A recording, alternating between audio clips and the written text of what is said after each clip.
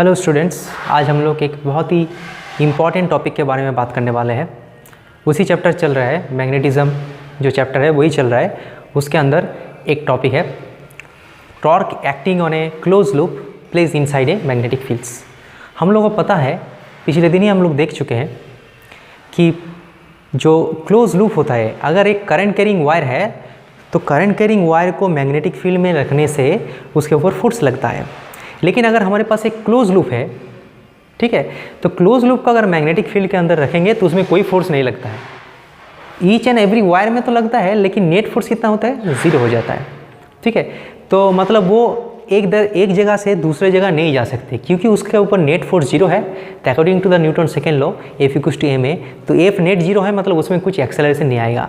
ये पहला क्वेश्चन। दूसरा क्वेश्चन है, क्या ये तो जा नहीं सकता लेकिन ये क्या घूम सकता है? इसमें टॉर्क लग रहा है कि नहीं, वो भी हम लोग को वेरीफाई करना है। तो वही हम लोग कैलकुलेट करने वाले हैं कि फोर्स तो जीरो लग रहा है, ठीक है, लेकिन टॉर्क लग रहा है कि नहीं वो हम लोग को पता करना है। टॉर्क क्या होता है? टॉर्क मतलब क्या होता है? Force into perpendicular distance. जब कोई बॉडी में दो इक्वल एंड अपोजिट फोर्स लगता है और उसका लाइन ऑफ एक्शन डिफरेंट होता है। जैसे कि ये चौक है, चौक में अगर यहाँ पे एक फोर्स लग रहा है, यहाँ पे एक फोर्स लग रहा है, तो दोनों देखो इक्वल एंड अपोजिट फोर्स लग रहा है। ये भी 3 न्यूटन, ये भी 3 न्यूटन, लेकिन वो न्यूट्रल नहीं होगा। वो क्या होगा? इसको घुमा देगा ऐसे। तो टॉर्क क्या करता है? उसको घुमाता है। जब दो फोर्स लगता है इक्वल एंड अपोजिट, लेकिन एक जगह पे नहीं लगता है, अलग अलग जगह पे लगते हैं। इक्वल एंड अपोजिट फोर्स जब किसी बॉडी में अलग अलग जगह पे लगता है, मतलब उसका लाइन ऑफ एक्शन अलग होता है। इसका लाइन ऑफ एक्शन इधर है, इसका लाइन ऑफ एक्शन, दोनों में गैप है, तब उसमें क्या होता है? रोटेशन का टेंडेंसी आता है और एक नया टर्म आता है, वो है टॉर्क। ऑलरेडी पता है 11 में। तो टॉर्क क्या होता है? Force multiplied by perpendicular distance. Force मतलब 3 और परपेंडिकुलर डिस्टेंस मतलब this, perpendicular distance between line of actions. ठीक है, तो यहाँ पे हम लोग देख लेते हैं कि इसके ऊपर नेट फोर्स कितना लगेगा। नेट फोर्स तो जीरो लगता है, वो हम लोग नहीं देखने वाले हैं। हम लोग देखेंगे इसके ऊपर कितना टॉर्क लगेगा। ठीक है, तो यहाँ पे जो एक लूप है, नॉर्थ पोल है, ये साउथ पोल है, मतलब यहाँ पे कुछ मैग्नेट रखा है, यहाँ पे कुछ मैग्नेट रखा है। तो हमको पता है नॉर्थ पोल और साउथ पोल के बीच में क्या होता है? मैग्नेटिक फील्ड बनता है, यूनिफॉर्म मैग्नेटिक फील्ड्स। और उस मैग्नेटिक फील्ड में एक लूप को हम रख दिया है। ठीक है, और लूप का जो एरिया है उसका भी तो एक एरिया वेक्टर है। एरिया वेक्टर कैसे होता है? गाउस लॉ में हम बात करते कि एरिया वेक्टर क्या होता है? परपेंडिकुलर टू द सरफेस होता है। ठीक है, ये अगर एरिया है तो इसका ऐसा एरिया वेक्टर होगा। तो इस सिचुएशन में इसका एरिया वेक्टर इधर है और मैग्नेटिक फील्ड तो इधर। दोनों का बीच का एंगल कितना है? Theta. Theta is the angle between area vector and magnetic field. अब ये जो पिक्चर है इसको समझने में दिक्कत हो सकता है। हम लोग ऊपर से देखते हैं, ऊपर से अगर दिखेंगे तो यही चीज़ को ऐसे दिखेगा। दिखेगा कि नहीं दिखेगा? दिखेगा। अगर ये चीज़ को ऊपर से देखेंगे तो ये चीज़ क्या होगा? ऐसे हो जाएगा। समझ में आया कि नहीं? हम एक एग्जांपल लेते हैं, जैसे कि मैग्नेटिक फील्ड है, यहाँ पे एकदम मैग्नेटिक फील्ड ऐसे रखा हुआ है, सॉरी ऐसे रखा हुआ है, ऐसे एक चीज़ को रखा हुआ है। इसको अगर ऐसे दिखेंगे, इसको इस साइड में दिखोगे तो ऐसे दिखेगा, और इस साइड में ऐसे दिखोगे तो ऐसे दिखेगा। समझ में आ रहा है कि नहीं? तो यहीं पे वही चीज़ देख रहे हैं, दूसरे एंगल में हम लोग देख रहे हैं। एक ही चीज़ को ऊपर से देखेंगे तो ऐसे दिखेगा। ठीक है, तो इसके ऊपर नेट फोर्स कितना लगेगा? जीरो लगेगा। अब देखो टॉर्क किसकी वजह से लगेगा? ये जो साइड है इसके ऊपर फोर्स किधर लगेगा? ए है एल और बी, एल क्रॉस बी ऊपर लगेगा, इसके ऊपर फोर्स ऊपर लगेगा। और इसके एल क्रॉस बी करो, एल क्रॉस बी नीचे की ओर लगेगा। तो इसके ऊपर फोर्स और इसके ऊपर फोर्स एक ही लाइन ऑफ एक्शन में काम कर रहे हैं। ये जो ऐसा स्क्वायर है, तो इसके ऊपर फोर्स और इसके ऊपर फोर्स एक ही लाइन ऑफ एक्शन में काम करेगा, तो वो टॉर्क नहीं प्रोड्यूस कर पाएगा। लेकिन ये वाला फोर्स एक अंदर की ओर काम करेगा और एक बाहर की ओर, ये टॉर्क प्रोड्यूस करेगा। समझ में नहीं आ रहा? देखो, इसके ऊपर इधर फोर्स लगेगा और इसके ऊपर इधर फोर्स लगेगा, तो ए साइड और ए साइड में कोई टॉर्क नहीं लगेगा क्योंकि दो फोर्स एक ही जगह पे जा रहा है। लेकिन इसके ऊपर इधर फोर्स लग रहा है और इसके ऊपर इधर फोर्स लग रहा है, तो ये रोटेशन होने का एक टेंडेंसी है। मतलब इसका लाइन ऑफ एक्शन इधर है और इसका लाइन ऑफ एक्शन इधर है, तो दोनों का लाइन ऑफ एक्शन गैप है ना, तो यहाँ पे टॉर्क लगेगा। तो टॉर्क कैसे लगेगा? देखो, टॉर्क कैलकुलेट करते हैं हम लोग। टॉर्क मतलब क्या होता है? टॉर्क मतलब यहाँ पे एक नाम दे देते हैं, ए बी सी डी। तो हम लोग लिख सकते हैं कि जो force on A B is equal to force on D C. and opposite, equal and opposite, and their line of action are same.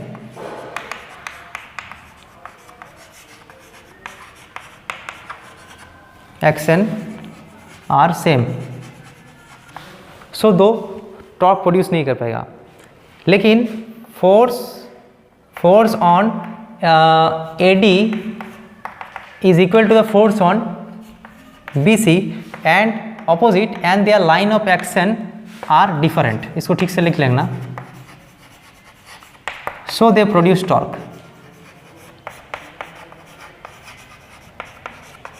TORQUE torque produce करेगा. कौन सा फोर्स? CB और AD के ऊपर लगने वाला फोर्स. CD के ऊपर कहाँ फोर्स लगेगा? L cross B. देखो L क्रॉस B, L और B इधर से इसके ऊपर लगेगा अंदर की ओर ऐसे, इसके ऊपर फोर्स लगेगा बाहर की ओर. ठीक है, तो कितना फोर्स लगेगा? फोर्स ऑन CD हम लोग कैलकुलेट करते हैं. Force on CD I L cross B मतलब LB साइन 90. तो I LB ये हो गया फोर्स ऑन CD. मतलब force on and force this is equals to force on DA also, same force लगेगा. और दोनों का बीच का परपेंडिकुलर डिस्टेंस क्या है वो कहाँ से कैलकुलेट करेंगे? देखो इसके ऊपर कहाँ पे फोर्स लगेगा? इसके ऊपर अंदर की ओर लग रहा है, तो इस पिक्चर में क्या होगा? ऐसे, और इसके बाहर में मतलब ऐसे. समझ में आया? यही पिक्चर को हम लोग दूसरे तरफ देख रहे हैं. यही पिक्चर को एक बाहर से फोर्स लग रहा है, एक अंदर की ओर लग रहा है. ऐसे दिखेंगे तो एक ऐसे दिखेगा, ऐसे दिखेगा, व्यू चेंज कर दे रहे हैं. तब हम लोग क्या कर सकते हैं? परपेंडिकुलर डिस्टेंस मतलब क्या? ए तो इधर जा रहा है और ए फोर्स इधर जा रहा है. इन दोनों का बीच का परपेंडिकुलर डिस्टेंस ए है, इसको हम लोग x मान लेते हैं. ठीक है, सो टॉर्क कितना होगा? Force multiplied by perpendicular distance. Force कितना है? ILB, परपेंडिकुलर डिस्टेंस x की जगह क्या लिख सकते हैं? देखो ये थीटा है तो ये 90 माइनस थीटा, तो a 90 माइनस थीटा है तो a 90 माइनस थीटा, तो a थीटा होगा. समझ में आया? a 30 होगा तो a 60 होगा, a 60 होगा तो a भी 60 होगा, a 60 और 90 तो a होगा 30. मतलब यहाँ पे जो है यहाँ पे भी वही आ गया. तो a अगर थीटा होगा तो हम लोग लिख सकते, देखो साइन थीटा क्या लिख सकते? Perpendicular by hypotenuse. हाइपोटेनस मतलब क्या है? ए वाला चीज़ का लेंथ क्या है? b है. b मतलब breadth of the loop. So x क्या हो जाएगा? b sine theta. तो x की जगह हम लोग यहाँ पे लिख देते हैं ILB साइन थीटा. ठीक है, तो नीचे वाला पोर्शन हम लोग पूछ देते हैं. अब देखो इसको हम लोग क्या लिख सकते हैं? ILB sine theta. LB मतलब क्या लिख सकते हैं? A लिख सकते कि नहीं लिख सकते? Length into breadth is equals to area of the loop. तो AB साइन थीटा को हम लोग ऐसे लिख सकते कि नहीं? IA क्रॉस B, ये मतलब एरिया वेक्टर. तो हो गया टॉर्क. वेक्टर फॉर्म में टॉर्क का फॉर्मूला ये है IAB साइन थीटा. ठीक है, अगर n नंबर ऑफ टर्न होगा तो उसमें क्या हो जाएगा? NIAB हो जाएगा. नंबर ऑफ टर्न्स अगर होगा वो मल्टीप्लाई हो जाता है, वो तो अलग बात है. लेकिन टॉर्क का फॉर्मूला क्या निकल गया? IA cross B, IAB sine theta. इतना टॉर्क लगता है इसके ऊपर, और टॉर्क की वजह से क्या होता है? वो घूमता है, घुमाने की कोशिश करता है. ठीक है, अब जो ये फिनोमेना हम लोग देख लिए कि एक करंट कैरिंग लूप को अगर हम लोग मैग्नेटिक फील्ड के अंदर रखते हैं तो उसके ऊपर एक टॉर्क लगता है. ये जो टॉर्क लगता है इसके ऊपर एप्लीकेशन हम लोग करते हैं, और जो इसके ऊपर एप्लीकेशन करके जो इंस्ट्रूमेंट बनाया गया है उसका नाम है गैल्वेनोमीटर्स. गैल्वेनोमीटर का काम क्या है? करंट को डिटेक्ट करता है. ये लैब में भी करना है, इसीलिए अच्छे से समझना है कि गैल्वेनोमीटर का काम है करंट डिटेक्ट करता है. मतलब करंट जा रहा है कि नहीं जा रहा है वो सर्किट में हम लोग गैल्वेनोमीटर लगा के चेक कर सकते हैं. तो वो कैसे काम करते हैं? एक नॉर्थ पोल और एक साउथ पोल होता है, और दोनों का बीच में एक ऐसे लूप रखा हुआ होता है. लेकिन लूप ऐसे नहीं रखा होता है, एक रॉड होता है, आयरन रॉड, उसके ऊपर क्या होता है? जो करंट कैरिंग वायर है उसको लगाया जाता है स्क्वायर शेप में, रेक्टेंगुलर शेप में. तो इसको अगर ऊपर से देखेंगे तो ऐसे दिखेगा कि यहाँ पे ए जो है लूप, समझ में आ रहा है कि नहीं आ रहा है? यहाँ पे ऐसे है ना, मैग्नेटिक फील्ड के अंदर ऐसे है, तो इसको मैग्नेटिक करंट कैरिंग अगर वायर रहेगा, ऐसा करंट कैरिंग रहेगा तो वो एक घूमेगा, ऐसे टॉर्क रहेगा इसके ऊपर। एक साइड से देखेंगे तो कैसे दिखेगा, ऐसे दिखेगा। तो वही वाला पिक्चर हम लोग बनाए हैं, साइड से दिख रहे हैं। इसको ऐसे कैसे क्यों बनाई है नॉर्थ पोल और साउथ पोल को, क्योंकि इसका जो मैग्नेटिक लाइन्स ऑफ फोर्स है वो इसके साथ पैरेलल हो जाए, मतलब इसका एरिया वेक्टर्स और मैग्नेटिक फील्ड के साथ एंगल 90 डिग्री हो जाए, हमेशा 90 डिग्री रहेगा, तो बहुत ही आसानी होगा कैलकुलेशन। इसीलिए ऐसा करने से क्या होता है, मैग्नेटिक फील्ड जो है एरिया के साथ पैरेलल हो जाता है। हम लोग बोल सकते हैं कि एरिया वेक्टर के साथ मैग्नेटिक फील्ड क्या हो जाता है, परपेंडिकुलर होता है। ठीक है, मतलब थीटा ऑलवेज क्या है, 90 डिग्री। तो यहाँ पे टॉर्क कितना लगेगा इसके ऊपर, N I A cross B, ये तो है टॉर्क का फॉर्मूला। एन मतलब नंबर ऑफ टर्न्स, ठीक है। तो N I A B sine 90 यहाँ पे, तो टॉर्क का वैल्यू क्या आ जाएगा, एन आई ए बी। सो इसके ऊपर इतना टॉर्क लगेगा, ठीक है। अब जो जितना ज़्यादा टॉर्क लगेगा उतना ही डिफ्लेक्शन होगा इसमें। इसके ऊपर जो यहाँ पे नीडल लगा हुआ है, एक टॉर्क इसके ऊपर क्या लगाया जाता है, नीडल लगाया जाता है, सिलिकन। तो ये जो टॉर्क लगता है तो घूमता है। जब इसमें करंट पास करेंगे, ये तो मैग्नेटिक फील्ड में रखा हुआ है, जब भी करंट पास करेंगे तो करंट कैरिंग वायर बन गया, इसके ऊपर लगेगा टॉर्क।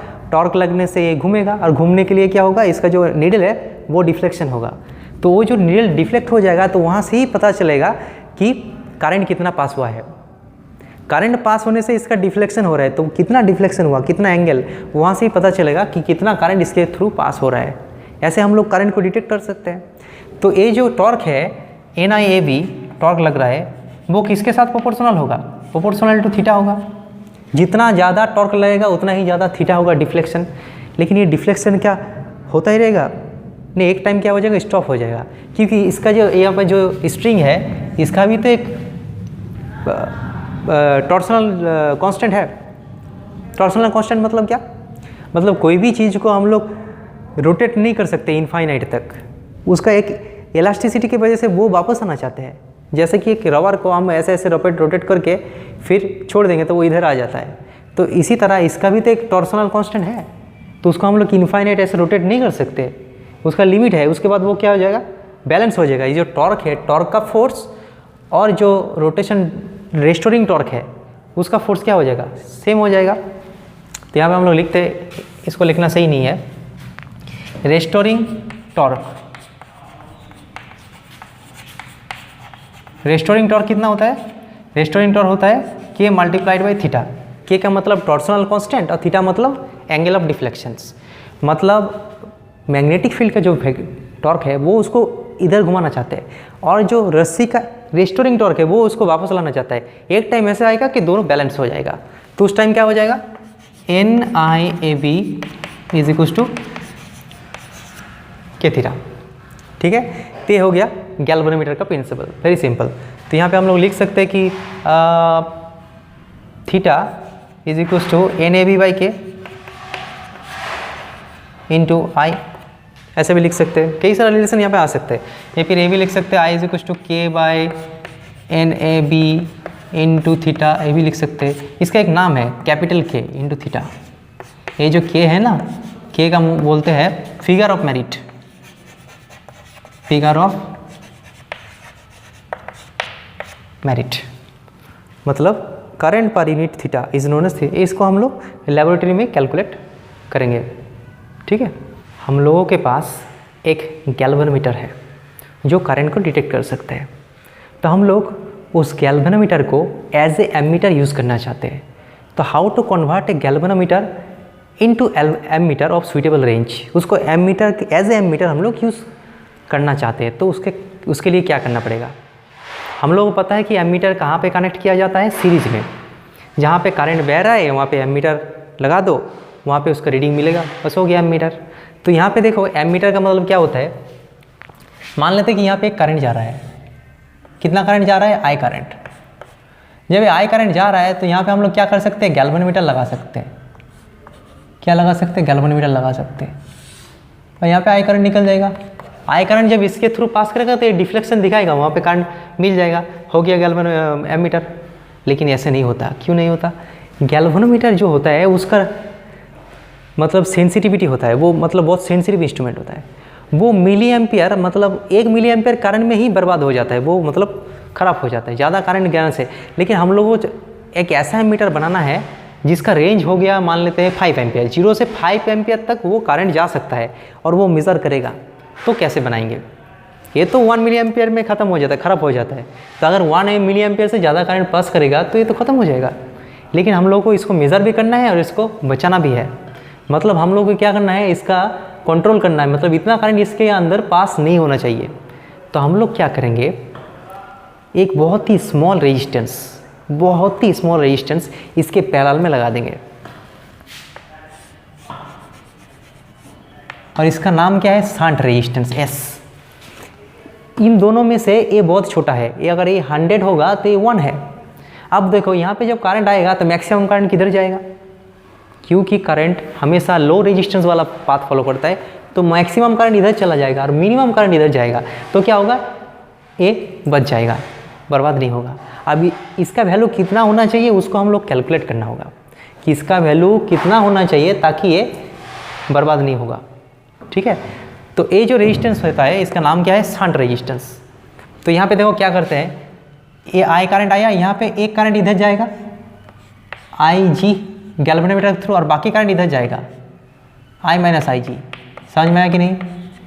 यहाँ पे जो करंट आया तो दोनों सेक्शन में डिवाइड हो जाएगा, कुछ IG जाएगा गैल्वेनोमीटर के थ्रू और बाकी करंट इधर चला जाएगा। क्योंकि A सेक्शन और A सेक्शन पैरेलल में है तो दोनों का ही अक्रॉस में पोटेंशियल डिफरेंस क्या होगा, सेम होगा। पैरेलल में पोटेंशियल डिफरेंस सेम होता है। तो बोलो इसका अक्रॉस में पोटेंशियल डिफरेंस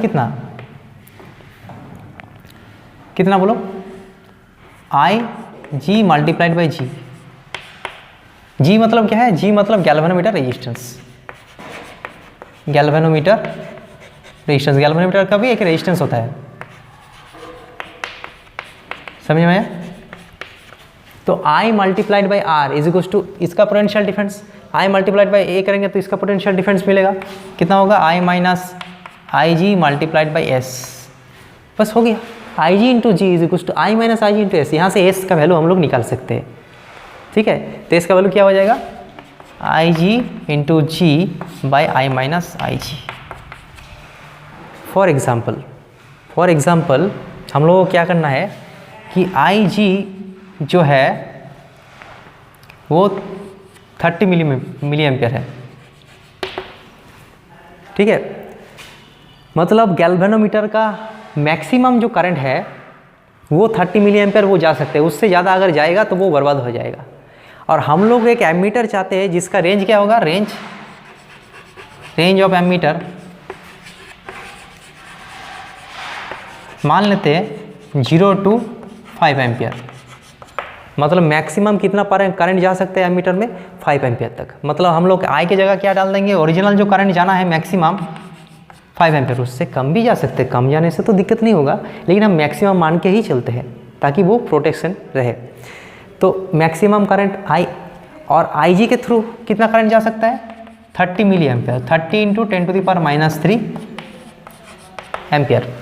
तो यहाँ पे S का वैल्यू क्या होगा वो निकलना है। S का मतलब इसका पैरेलल में कौन सा वैल्यू रेजिस्टेंस है यहाँ पे कनेक्ट करना है ताकि ये बच जाए और हम लोग डिज़ायर रेंज में गैल्वेनोमीटर को एमीटर में कन्वर्ट कर सकते हैं।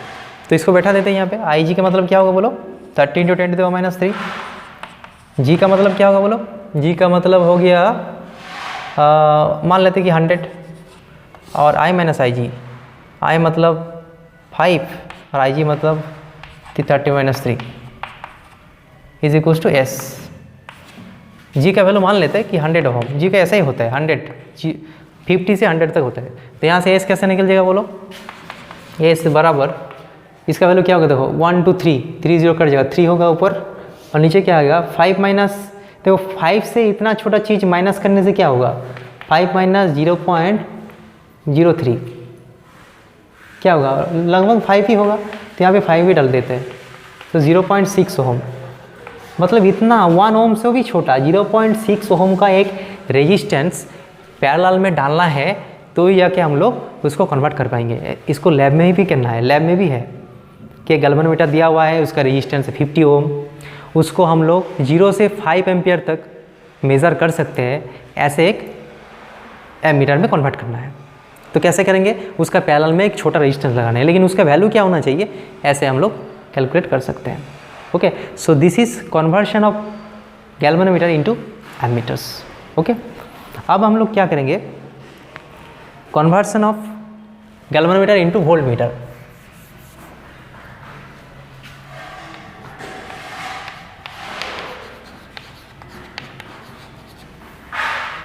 अब हम लोग देख लेते हैं कि गैल्वेनोमीटर को हम लोग एज ए वोल्टमीटर कैसे यूज़ कर सकते हैं। मान लेते हैं कि हमारे पास एक गैल्वेनोमीटर है, उसके सहारे हम लोग वोल्टेज मेज़र करना है। ठीक है, तो हम लोग मान लेते हैं कि यहाँ पे एक रेजिस्टेंस है, यहाँ पे करंट जा रहा है, ठीक है, और इसके अक्रॉस में पोटेंशियल डिफरेंस निकला है, ए और बी पॉइंट के बीच में कितना पोटेंशियल डिफरेंस है वो निकलना है। तो हम लोग क्या करेंगे, गैल्वेनोमीटर कनेक्ट कर देंगे, यहाँ पे जितना वोल्टेज होगा वो यहाँ पे डिफ्लेक्शन दिखाएगा। लेकिन यहाँ पे एक दिक्कत की बात है, ये जो करंट है इधर जा रहा था, अब क्या होगा, वो इधर चला जाएगा, तो ये क्या हो जाएगा, ख़त्म हो जाएगा। इसीलिए क्या करना पड़ेगा, यहाँ पे सीरीज में एक हाई रेजिस्टेंस लगाना पड़ेगा। आर मतलब high resistance.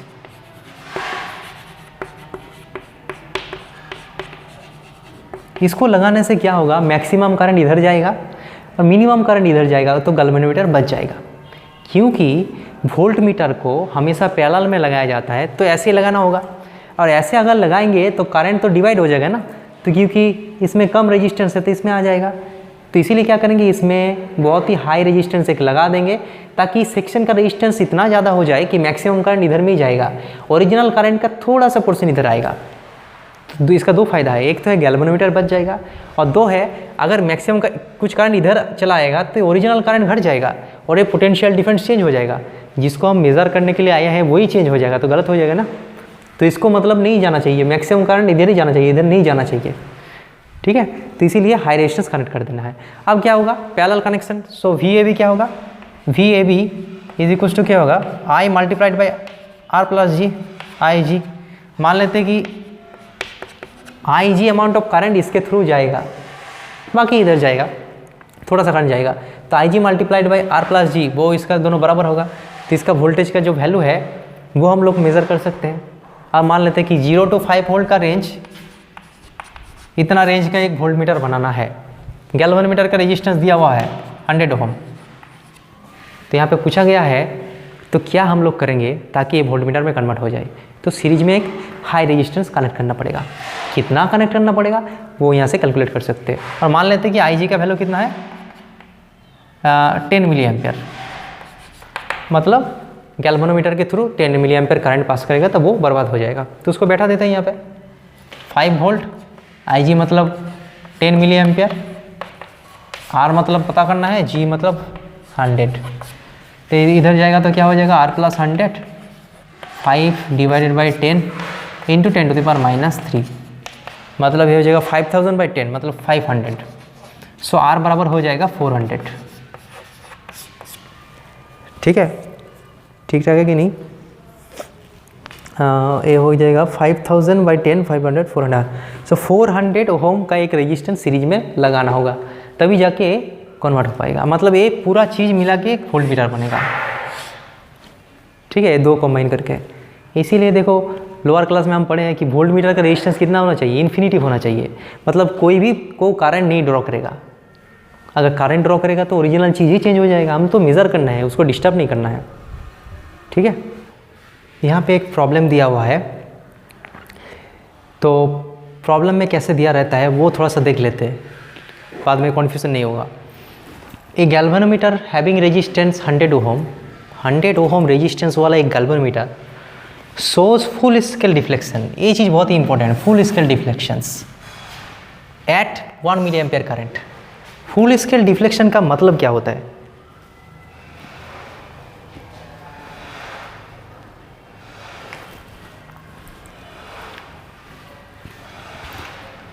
Full scale deflection का मतलब क्या होता है, फुल स्केल डिफ्लेक्शन का मतलब होता है कि गैल्वेनोमीटर के through maximum 1 milli ampere current आप पास करा सकते हैं, क्योंकि 1 मिली एम्पियर करंट पास कर से वो एकदम लास्ट एंड पॉइंट में चला जाता है, फुल स्केल डिफ्लेक्शन हो जाता है। और ज़्यादा करंट अगर पास करोगे तो वो बर्बाद हो जाएगा, ठीक है, इंस्ट्रूमेंट बर्बाद हो जाएगा। तो इसीलिए उसका मैक्सिमम अलाउबल करंट कितना है 1 मिली एम्पियर। तो फुल स्केल डिफ्लेक्शन शो करता है 1 मिली एम्पियर, इसका मतलब है मैक्सिमम अलाउबल करंट क्या है 1 मिली एम्पियर। मतलब गैल्वेनोमीटर के थ्रू मैक्सिमम जितना करंट पास कर सकता है वो है 1 मिली एम्पियर, और वही चीज़ हम लोग लेके कैलकुलेशन करने वाले हैं। मैक्सिमम जो है वो उसी को लेके कैलकुलेशन करना पड़े। तो हम लोग क्या लिख सकते हैं, गैल्वेनोमीटर का जो रेजिस्टेंस है वो 100 ओम है, और उसमें मैक्सिमम अलाउबल करंट कितना है IG जो है 1 मिली एम्पियर, जिसे हम लोग 1 × 10⁻³ एम्पियर भी कह सकते हैं। अब हम लोग क्वेश्चन को पढ़ते हैं, how do you convert it into ammeter of 0 to 2 ampere range. 0 से 2 एम्पियर रेंज का एक एमीटर में इसको कन्वर्ट करना है। कैसे करेंगे, मतलब इसका मैक्सिमम कितना करंट यहाँ पे जाना है 2 एम्पियर जाना है, लेकिन फिर भी ये बर्बाद नहीं होना चाहिए। तो क्या करना पड़ेगा, ऑब्वियसली गैल्वेनोमीटर के साथ क्या करना पड़ेगा, पैरेलल में एक छोटा रेजिस्टेंस लगाना पड़ेगा ताकि मैक्सिमम करंट उधर भी चला जाए, यहाँ पर मिनिमम जाए। तो यहाँ पे I करंट आएगा, मेमोराइज करने की जरूरत नहीं है, यहाँ पे I करंट आएगा, इसमें गैल्वेनोमीटर के थ्रू में कितना जाएगा IG, तो बाकी जो बचेगा वो इधर जाएगा I - IG। तो क्योंकि A सेक्शन और A सेक्शन पैरेलल में है तो IG × G = I - IG × S, बस काम खत्म, ये बैठा देंगे, यहाँ पे सब निकल जाएगा। IG मतलब क्या है बोलो, 10⁻³ G क्या है 100, I मतलब क्या है 2 एम्पियर, IG मतलब 10⁻³ S मतलब कैलकुलेट करना है। इसको करने से क्या होगा 10⁻⁻1 होगा, 2 0 तो कट जाएगा, और ये A क्या होगा 2 के साथ यहाँ पे 0.001 माइनस करना और ना करना समान है, इसीलिए क्या करेंगे 2S। तो S क्या हो जाएगा 10⁻⁻1/2 मतलब 1/10⁻1 मतलब 20 मतलब 0.05 ओम। तो यहाँ पे आंसर क्या लिखना है, in order to convert this into ammeter of range 0 to 2 ampere we must connect a resistance 0.05 ohm parallel to the galvanometers। तो यहाँ पे लिखना होगा we have to connect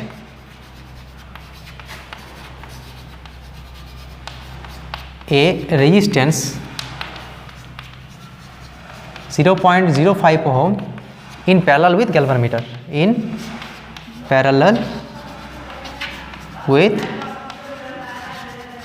गैल्वेनोमीटर्स, ठीक है।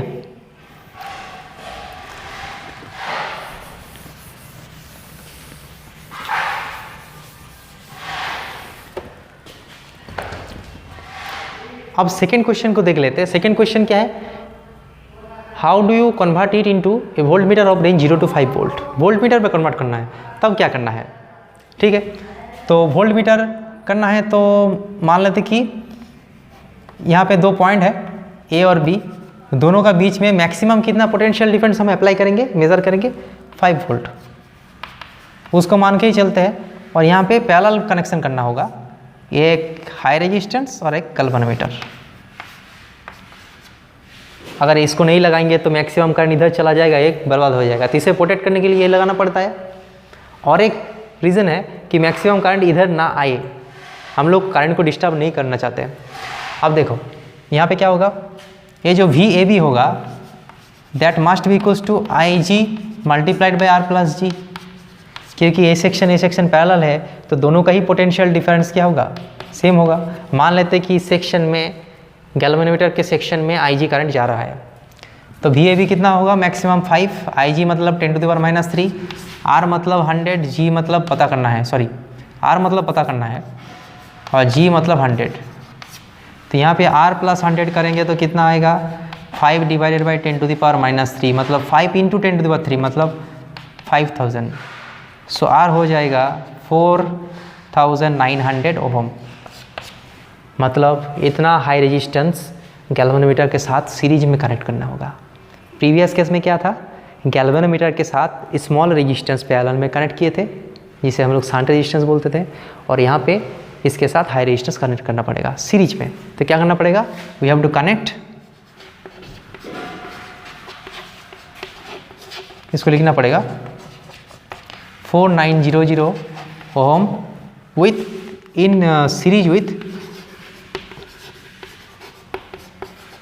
गैल्वेनोमीटर। तो इस तरह हम लोग किसी भी गैल्वेनोमीटर को वोल्टमीटर और एमीटर में कन्वर्ट कर सकते हैं। ठीक है, बहुत ही इंपॉर्टेंट है, लेबोरेटरी में इसका एक्सपेरिमेंट है। ठीक है।